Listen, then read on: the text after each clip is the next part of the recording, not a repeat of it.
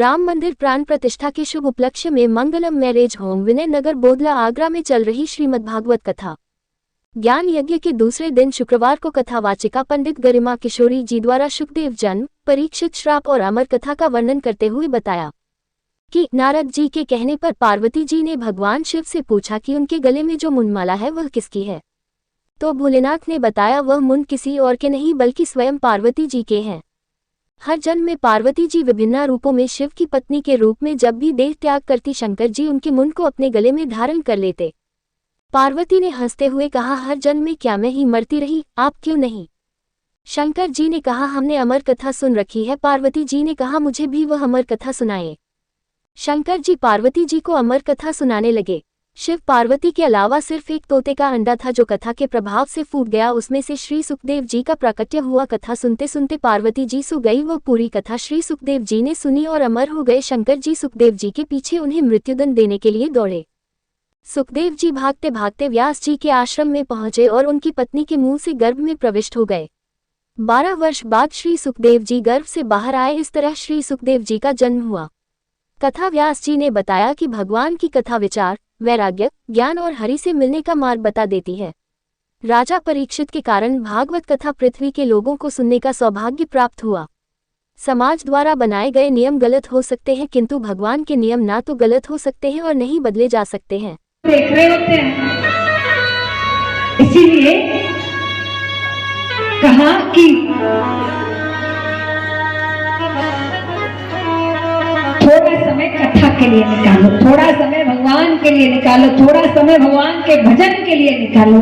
ये शादी ब्याह तो जीवन भर लगे रहेंगे। ब्याह हो जाएगा बेटे का, फिर क्या लगेगा मन में कि अब तो उसको एक बालक और हो जाए, वो भी हो जाए, उसके साथ खेलने में व्यस्त हो जाएंगे और सोचेंगे नाती का ब्याह और हो जाए, फिर देखेंगे भजन वजन।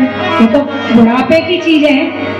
वो भी हो गया, आंखों पर चश्मा लग गया, बिल्कुल पड़े हुए खटिया में, और फिर भी किसी ने कहा भैया भजन कर लो, तो बाबा क्या कहेंगे, तो नाती को ब्याह तो है, नाती के छोरा को ब्याह और रह जाए तब हम भजन आरंभ करेंगे। आज भागवत कथा का दूसरा दिन है।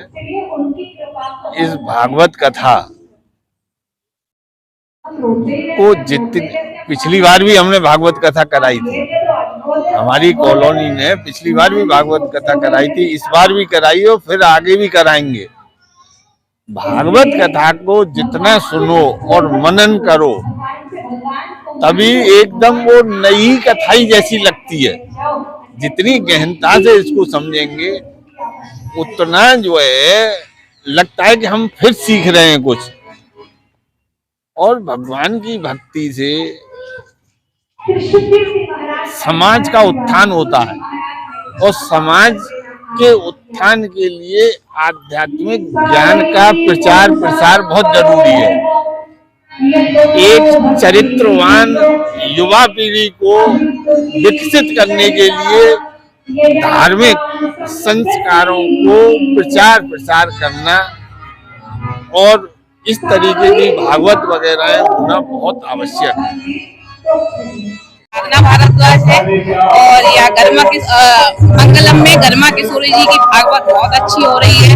तो ये भागवत बहुत अच्छे से कहती है, पहले भी बोला था, अब भी कह रही है। और यहाँ पे युवा पीढ़ी के लिए बहुत अच्छी चीज है, सुननी भी चाहिए ये भागवत आजकल का जो माहौल है उसको देखते हुए। मेरा नाम भूदेव सिंह है, पूर्व प्रमुख फतेहपुर सीकरी, हाल निवासी वैशाली नगर बोदला।